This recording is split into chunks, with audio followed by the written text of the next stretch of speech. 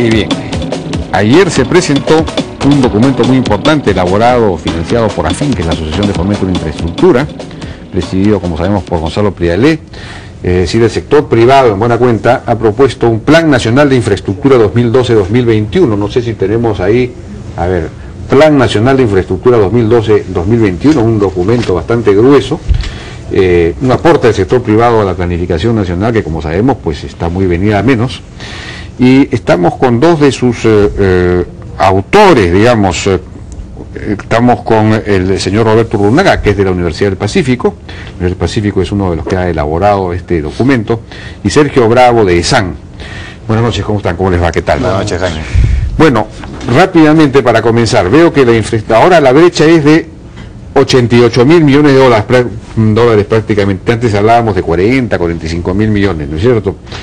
O sea que la brecha ha subido, eso es una especie de cosa agotadora, porque el infinito cada vez es más lejana, más la meta. Pero hay una brecha horizontal y vertical, dicen ustedes. Es decir, horizontal en relación a otros países. Correcto. Y vertical en relación a nosotros mismos y a nuestras propias capacidades. O sea que estamos mal, no solo en relación a otros países similares, sino a nuestras propias posibilidades. ¿Cómo es eso? Correcto. Lo que pasa es de que, como se ha venido estudiando la brecha en los años anteriores, y un poco para hacer la comparación con las cifras anteriores, era más la brecha horizontal. Es decir, se escogía una muestra de países, básicamente latinoamericanos, y se decía qué tan lejos estamos de ellos en una serie de indicadores de infraestructura.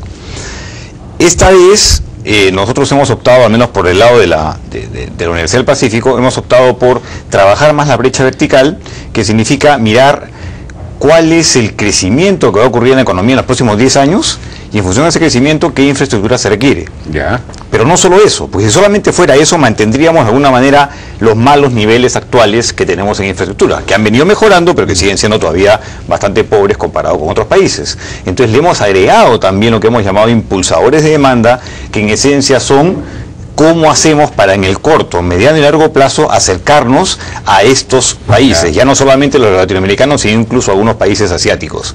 Eso nos lleva a la cifra de 33 mil millones de dólares para el caso de los sectores de saneamiento, infraestructura hidráulica y telecomunicaciones, y sumado a la cifra que luego nos va a contar Sergio Bravo, que ha estimado ESAN, nos lleva a los 88 mil, pero que no deben ser comparados con los 40 mil, digamos, de hace 5 años, porque primero, incluye algunos sectores que no estaban considerados en aquella época, como por ejemplo infraestructura hidráulica. Entonces hay que restar unos 10 mil millones de dólares ahí, y luego hay que tomar en cuenta que esto es hecho para 10 años. El estudio de la vez pasada fue hecho para 5 años. Ya. Entonces, de alguna manera, uno ya empieza a comparar cifras más. Aquí, en los sectores que ustedes manejaron, veo que telecomunicaciones es de lejos el que tiene la brecha más grande, 19 mil millones de dólares.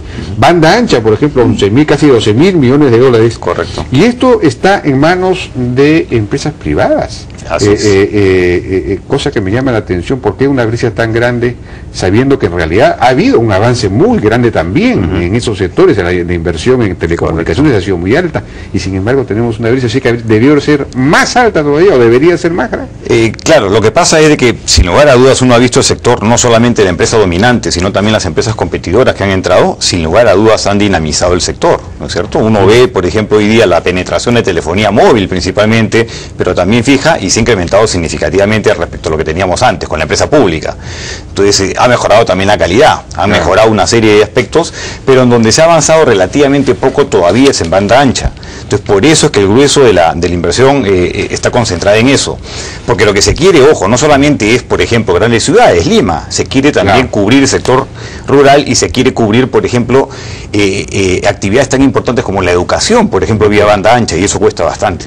En el tema de una cosa que me llamó la atención de su presentación, de la parte hecha por ESAN, es que señala que energía es el único sector en donde hay un cierto planeamiento, una cierta planificación institucionalizada, gracias al COES, que en realidad es un comité de empresas generadoras, ¿no es cierto? Es una cosa privada o público-privada. Entonces, ¿cuál es el mensaje ahí?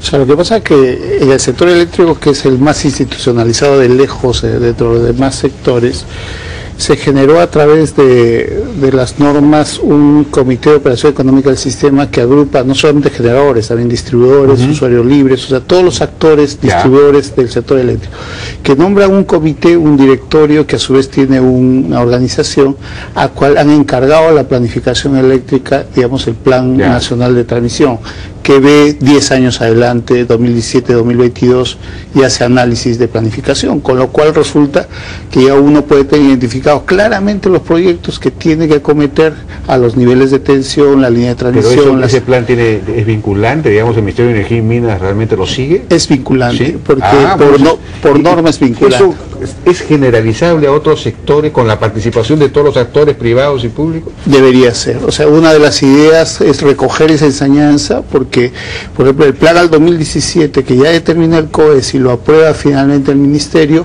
es de obligación hacerlo, ¿no? Otra cosa, aquí recomiendan 8 redes de concesiones de carreteras en 8 redes, ¿no? A lo largo de la longitudinal de la sierra. Interesante, porque ya no tenemos tiempo, lamentablemente.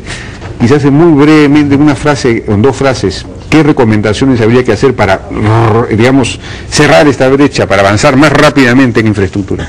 Retomar agresivamente las APPs, ¿no? Las asociaciones público-privadas. La participación privada es indispensable en esto y tienen que ser acompañados por el sector público, porque naturalmente gran parte de la infraestructura no es rentable desde el punto de vista privado, sino social. Por lo tanto, el cofinanciamiento público es fundamental, pero hay que trabajar entonces vía APPs, porque eso garantiza procesos o concursos públicos para garantizar elegir al mejor operador y garantiza la firma de contratos de largo plazo que... pero ¿por qué es que no estamos... ¿qué pasa? Digamos, el propio sector público no tiene la capacidad de generar más APPs, no tiene capacidad de negociar, de definir los proyectos. ¿Qué pasa? Bueno, falta, en realidad, y por eso un poco esta publicación, falta ese Plan Nacional de Infraestructura. Eso es una tarea pendiente que no ha hecho el sector público, ¿no? A largo plazo. ¿Quién debe hacerlo? ¿Ese plan? ¿Quién debe hacerlo? Como está la estructura del Estado, a mí se me ocurre que debería hacerse plan de indicación la institución adecuada, pero naturalmente hay que fortalecerla, ¿no? Sí, pues, de acuerdo. Y crear estas asociaciones, estos comités, digamos, público-privados, que como el caso del COES, digamos, ¿no? Que a nivel sectorial es una muy buena experiencia, que después se integre todo en un sistema que permita priorizar también los proyectos, ¿no? Eso es importantísimo, no solamente es listarlos, hay que priorizar y empezar a trabajar en equipo, en lugar de hacer una cosa por separado, ¿no? Y otra después hay que hacer paquetes conjuntos para aprovechar economías de escala. Claro. Y por ejemplo, intersectoriales, claro. Por ejemplo, como mencionaba también Esan, hacer una pista urbana, por ejemplo, pero que vaya de la mano con tubería para banda ancha, tubería de agua y desagüe, etcétera, ¿no? No romper después la pista para meter cada vez más, de acuerdo, ese es el problema de siempre. Bueno, ya nos ha ganado el tiempo, hemos lamentablemente tenido que correr demasiado en esta entrevista, que es muy importante a mi juicio para el futuro del país. Es un aporte muy importante del sector privado a un sector público que no tiene un plan de infraestructura nacional, como vemos. Damos una pausa y regresamos.